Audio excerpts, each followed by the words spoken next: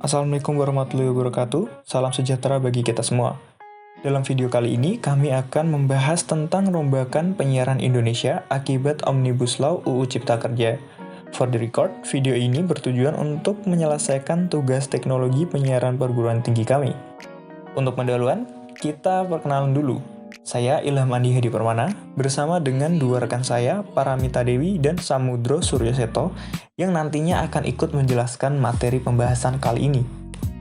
Hari ini kami akan membahas 3 hal. Yang pertama adalah pengaruh Omnibus Law UU Cipta Kerja terhadap penyiaran TV. Lalu lanjut ke dampak migrasi penyiaran TV analog ke digital akibat Omnibus Law UU Cipta Kerja. Dan yang terakhir, perubahan pada penerapan penyiaran di UU Cipta Kerja.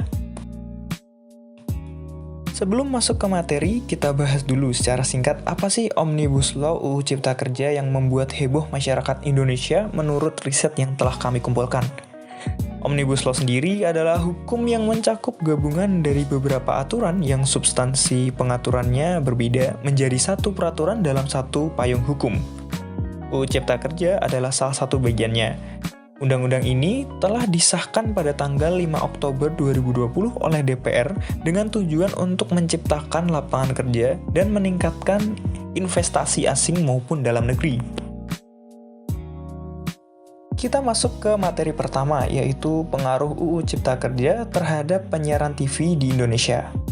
Dalam sektor penyiaran dan telekomunikasi, dampaknya cukup besar karena UU Cipta Kerja ini menjadi dasar hukum penyiaran televisi analog ke digital. Sebenarnya hal ini sudah dibahas sejak 2004 lalu dan pada tahun 2006, sebanyak 119 negara yang tergabung dalam International Telecommunication Union atau ITU, Region 1 memutuskan untuk menuntaskan sistem analog switch off atau ASO paling lambat pada tahun 2015. Sementara itu, negara Indonesia akan menyelesaikan ASO pada tahun 2022 sesuai amanat undang-undang. Saya Paramita Dewi akan melanjutkan ke pembahasan dampak migrasi penyiaran TV analog ke digital. Yang kita tahu bersama bahwa Undang-Undang Cipta Kerja salah satunya mengesahkan migrasi siaran televisi dari analog ke digital. Menteri Komunikasi dan Informatika Menkominfo, Joni menilai Undang-Undang Cipta Kerja telah menembus kebuntuan regulasi dan mendorong pemulihan ekonomi nasional yang membawa Indonesia memasuki era baru perekonomian global. Namun di samping itu semua, dengan terrealisasinya dasar hukum migrasi penyiaran TV analog ke digital, ada beberapa dampak yang akan menimpa lembaga penyiaran. Pertama, alokasi frekuensi yang selama ini seolah melekat bagi lembaga penyiaran akan ditarik kemudian dialokasikan ke penyelenggara multiplexer. Kedua, Indonesia masih belum memiliki infrastruktur yang memadai untuk teknologi televisi digital.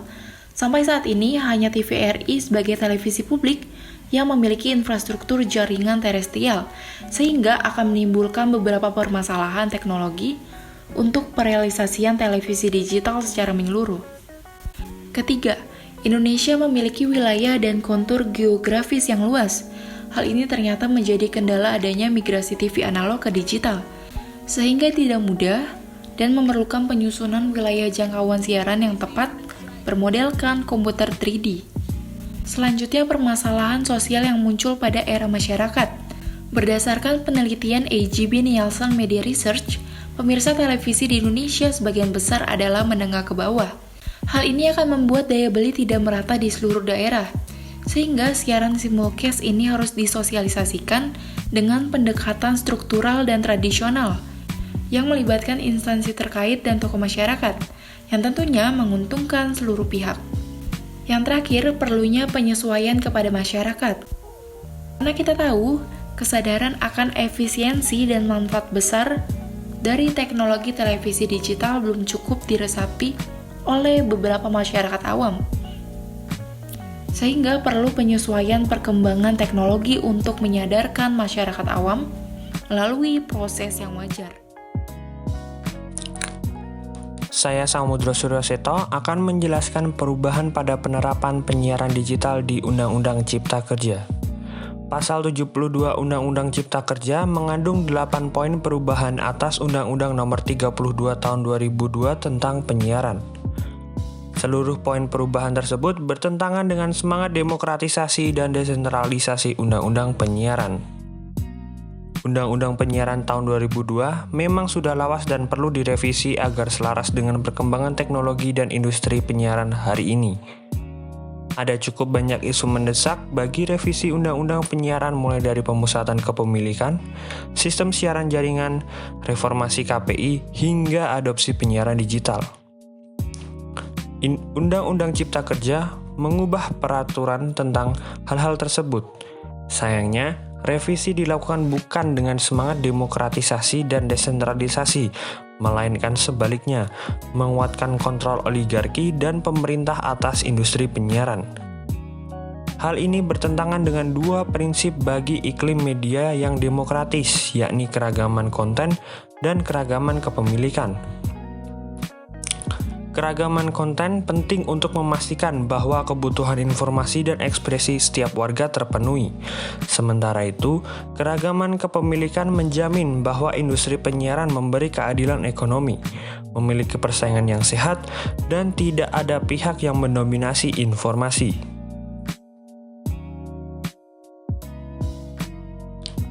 Undang-Undang Cipta Kerja memiliki beberapa hal yang menyebabkan perubahan pada penerapan penyiaran. Poin pertama, Undang-Undang Cipta Kerja Pasal 72 Angka 4 menghapus ketentuan Pasal 34 Undang-Undang Penyiaran tentang perizinan. Poin kedua, Undang-Undang Cipta Kerja membuat perubahan atas Pasal 33 Undang-Undang Penyiaran dan menetapkan bahwa cakupan wilayah siaran dapat meliputi seluruh Indonesia. Poin ketiga, pada Pasal 72 Angka 6 dan Angka 7, Undang-Undang Cipta Kerja menghapus sanksi pidana bagi dua pelanggaran, yaitu pusat kepemilikan dan kepemilikan silang. Poin keempat, Undang-Undang Cipta Kerja membuat sejumlah perubahan yang menghilangkan peran KPI dalam proses perizinan dan perumusan sanksi administratif. Kesimpulan dari presentasi ini, Undang-Undang Cipta Kerja adalah bagian dari Omnibus Law, di mana di dalamnya mengatur satu atau semua undang-undang yang dijadikan satu payung hukum. Salah satu hal yang dimuat dalam undang-undang tersebut adalah regulasi di sektor telekomunikasi, penyiaran, dan pos. Tujuannya untuk mengejar ketertinggalan dari negara lain, terutama negara-negara Asia Tenggara yang sudah melakukan ASO terlebih dahulu. Namun di samping itu semua, Undang-Undang Cipta Kerja memberikan perubahan yang cukup signifikan terhadap sektor penyiaran dan telekomunikasi. Salah satu isi dari undang-undang tersebut mengesahkan mengenai migrasi televisi terestrial dari teknologi analog yang berpindah ke televisi digital melalui media transmisi yang dilakukan secara bertahap yang diakhiri dengan penghentian penggunaan teknologi analog dalam lingkup nasional, paling lambat terrealisasikan 2022 mendatang. Hal ini tidak terlepas dari dampak adanya migrasi televisi yang kemudian membawa perubahan pada penerapan lembaga penyiaran digital seperti alokasi frekuensi bagi dunia penyiaran. Dalam presentasi ini ada beberapa saran yang akan kami sampaikan. Sebelum dilakukannya digitalisasi secara penuh, layaknya pemerintah masih perlu untuk melakukan studi kesiapan untuk beberapa hal, yaitu kurangnya wawasan masyarakat awam terhadap teknologi baru. Kemudian, Indonesia juga masih perlu mempersiapkan infrastruktur yang memadai untuk teknologi televisi digital.